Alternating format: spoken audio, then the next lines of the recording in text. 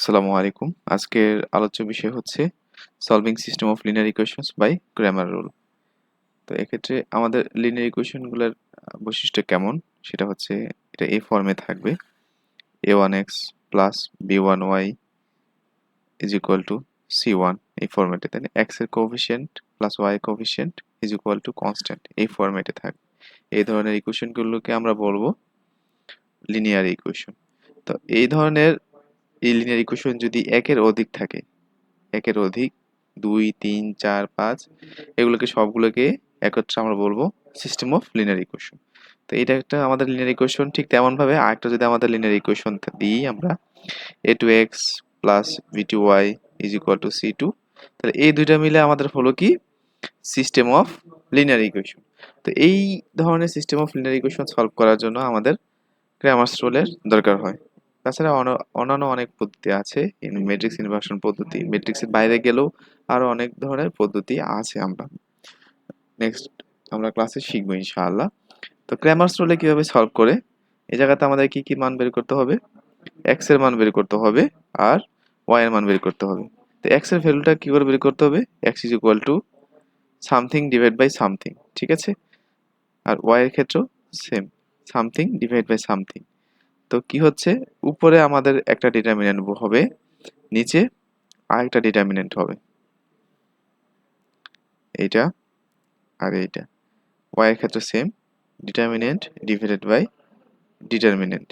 এর কথা হচ্ছে এই নিচের দুটা ডিটারমিন্যান্টের আমাদের একই রকম হবে, ঠিক আছে? আর নিচের ডিটারমিন্যান্টে কি কি আমাদের এলিমেন্ট গুলো বসবে সেটা হচ্ছে আমাদের দেখি এই জায়গাতে x এর কি কোএফিসিয়েন্ট আছে? x এর কোএফিসিয়েন্ট আছে a1, এই জায়গাতে আছে a2, তাই না? তো এই দুইটা আমাদের বরাবর আছে, এই দুইটাকে আমরা কি করলাম ফার্স্ট কলামে নিয়ে নিলাম a1 a2। তারপর আমরা কি করব, y এর কোএফিসিয়েন্ট গুলোর দিকে খেয়াল করব। y এর কোএফিসিয়েন্ট কি আছে? b1 আর b2। তো এগুলোকে আমরা সেকেন্ড কলামে নিলাম b1 b2। ঠিক একইভাবে আমাদের y এর ক্ষেত্রে সেম হবে, যে প্রথমে আমরা x এর কোএফিসিয়েন্ট গুলো লিখব, দ্বিতীয় কলামে আমরা লিখব y এর কোএফিসিয়েন্ট। তাহলে দুইটার ক্ষেত্রে আমাদের নিচে যে ডিটারমিন্যান্ট সেটা সেম, ইজ ইকুয়াল টু নিচে হচ্ছে d, এটাকে d দ্বারা প্রকাশ করলাম, নিচে ডিটারমিন্যান্টটাকে d। দুইটার মানে আমাদের সেম, কিন্তু উপরে যে ডিটারমিন্যান্ট আছে সেই ডিটারমিন্যান্টের ভ্যালু আসলে কত হবে আমরা যদি দেখি। তো x এর ক্ষেত্রে যখন আমরা x এর ভ্যালু বের করব তখন এই যে প্রথম কলামটা, সেই প্রথম কলামটাতে আমাদের কি হওয়ার কথা ছিল a1 a2, কিন্তু এক্ষেত্রে আমাদের যখন x এর ভ্যালু বের করব তখন x এর কোএফিসিয়েন্ট গুলোকে আমাদের ইনক্লুড করা যাবে না। কি ইনক্লুড করতে হবে? এই যে ইকুয়াল টুর এই পাশে যে টার্মগুলো আছে, কি কনস্ট্যান্ট টার্মগুলো c1 c2, যে কোনো ধরনের সংখ্যা আর কি 1 2 3 4, তো এইগুলো বসবে, ঠিক আছে?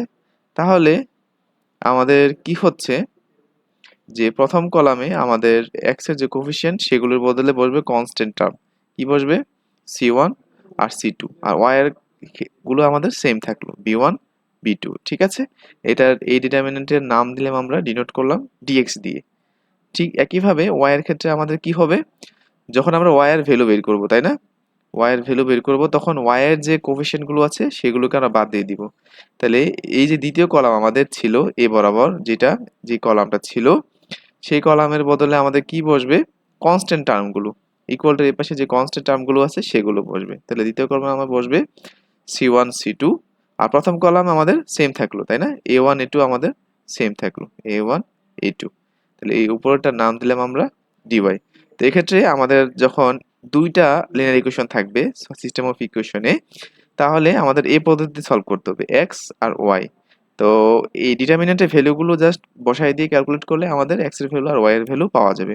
আর আমরা এর আগের ক্লাসে দেখেছিলাম যে 2/2 ম্যাট্রিক্সের যে ডিটারমিন্যান্ট গুলো সেগুলো কিভাবে বের করতে হয়, তাই না?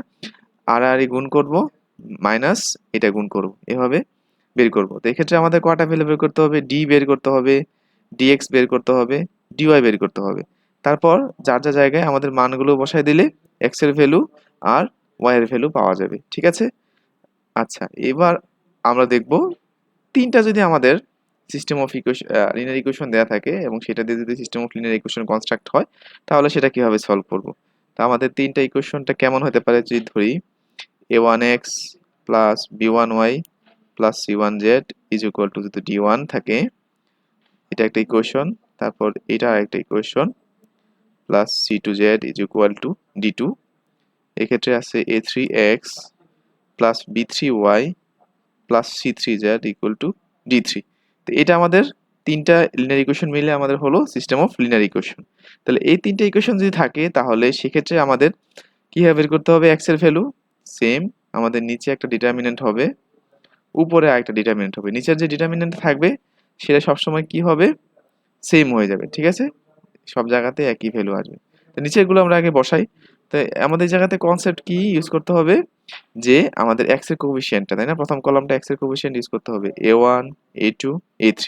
তাহলে কি হলো? a1 a2 a3। তারপর দ্বিতীয় কলামে কি হবে? y এর কোএফিসিয়েন্ট গুলো b1 b2 b3।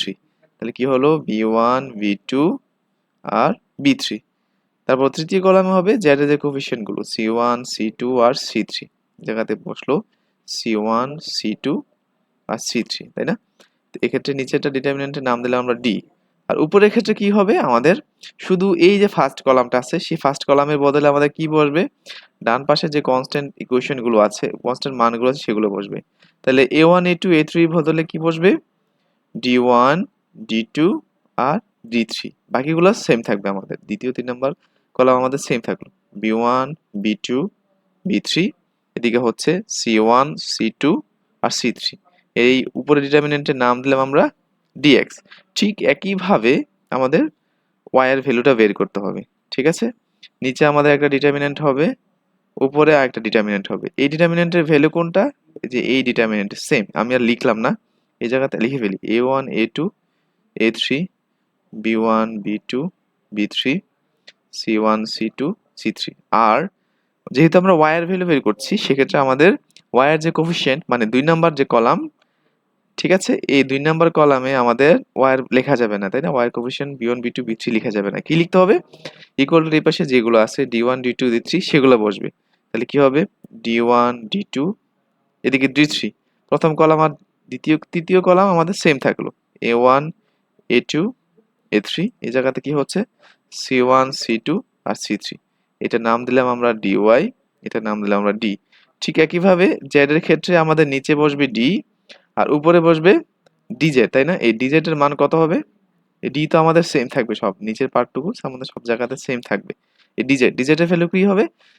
3 নাম্বার যে কলাম আমাদের z এর যে কোএফিসিয়েন্ট গুলো আছে c1 c2 c3 সেগুলোর বদলে আমাদের ইকুয়াল টু এর পাশে যে কনস্ট্যান্ট টার্ম গুলো আছে আমাদের সেই টার্মগুলো বসবে। 3 নাম্বার কলামে বসবে d1 d2 আর d3। আর 2 নাম্বার 1 নাম্বার 2 নাম্বার সেম থাকবে, তাই না? a1 a2 a3। তারপর এই জায়গাতে বসবে b1 b2 b3। তাহলে যখন আমাদের এই ক্ষেত্রে তিনটা সিস্টেম অফ ইকুয়েশন দেয়া থাকবে, তিনটা লিনিয়ার ইকুয়েশনের মাধ্যমে x y z বের করতে হবে, তখন কি কি বের করতে হবে? d dx dy আর dz। এই চারটা ডিটারমিনেন্ট আমাদের বের করতে হবে। তারপর যার যার জায়গাতে মান বসায় দিলে আমাদের এক্স ওয়াই জেড এর ভ্যালু বের হয়ে যাবে, ঠিক আছে? তো আমরা একটা এক্সাম্পল দেখি, তাহলে ক্লিয়ার হয়ে যাবে। নেক্সট পেজ যাই। আচ্ছা, কোশ্চেনটা লিখি।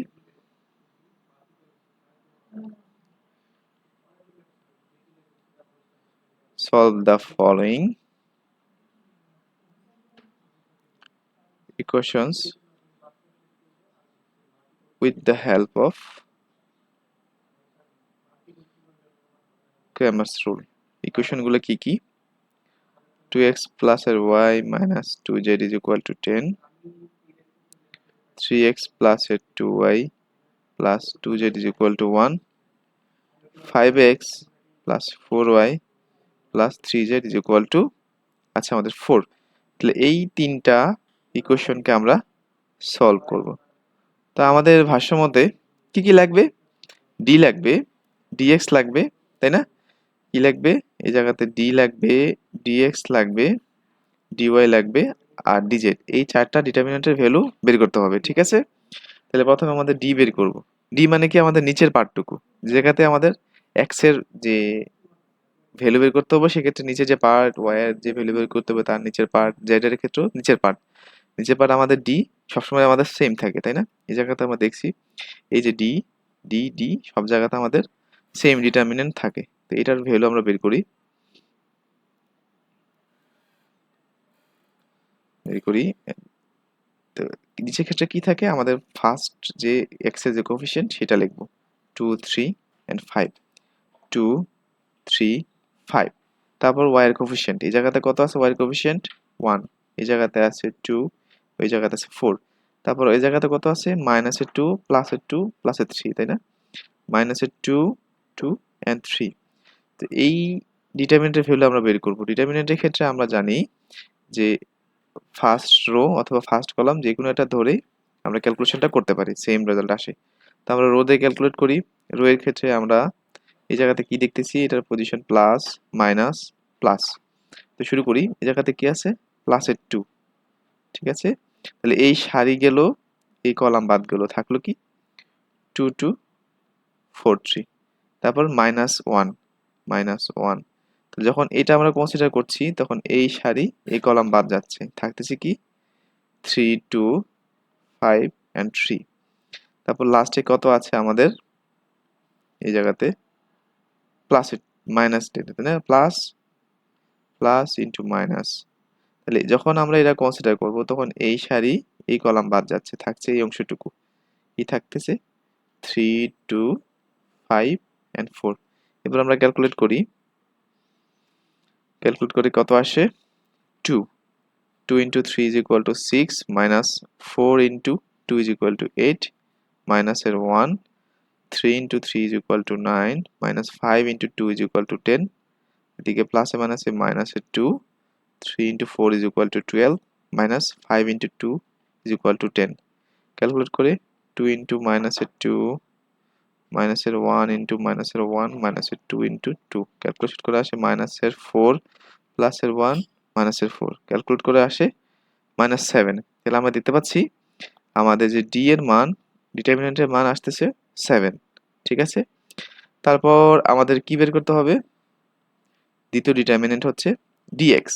যখন আমাদের ডিএক্স বের করতে হয় তার মানে কি, আমাদের প্রথম কলামটা এক্স এর যে কোএফিসিয়েন্ট তার বদলে কি বের করতে হবে, আমাদের কি লিখতে হবে, ইকুয়াল টু এর পাশে যেগুলো ছিল, ইকুয়াল টু এর পাশে কত আছে 10 1 and 4। তাহলে প্রথম কলামে আমরা লিখব 10 1 and 4। দ্বিতীয় তৃতীয় কলামে আমাদের সেম থাকবে 1 2 4 1 2 4। তারপর কি আসলো মাইনাসের 2 2 and 3, এটা সেম থাকলো। এবার এই জায়গাতে আবার ক্যালকুলেশন করি, আমাদের প্লাস মাইনাস এন্ড প্লাস, ঠিক আছে। এটাকে আমরা কনসিডার করি, এটার ক্ষেত্রে যখন আমাদের নিব এইটা বাদ যাবে, এইটা বাদ যাবে, কি হচ্ছে প্লাসের 10। তাহলে কি থাকলো 2 2 4 3 2 2 4 3, এটা 4। তারপর এই জায়গাতে আছে মাইনাসের 1 মাইনাসের 1, এটা যখন কনসিডার করব এইটা বাদ এদিকে আর এটা বাদ, তাহলে থাকলো কি 1 2 4 3 1 2 4 3। আর এই জায়গাতে কত আছে প্লাস মাইনাসের 2 প্লাস মাইনাসের 2। তো এই ক্ষেত্রে এই সারি বাদ গেল, এই কলাম বাদ গেল, তাহলে থাকলো 1 2 4 3। ক্যালকুলেশন করি 10 3 দুগুণে 6 বিয়োগ 4 দুগুণে 8 মাইনাসের 1 3 একে 3 বিয়োগ 4 দুগুণে 8 প্লাসে মাইনাসে মাইনাসে 2 3 একে 3 4 দুগুণে 8। ক্যালকুলেশন করলাম 10 into মাইনাসের 2 is equal to 20 3 into মাইনাসের 5 মাইনাসে প্লাসের 5 প্লাস এই জায়গাতে মাইনাসের 5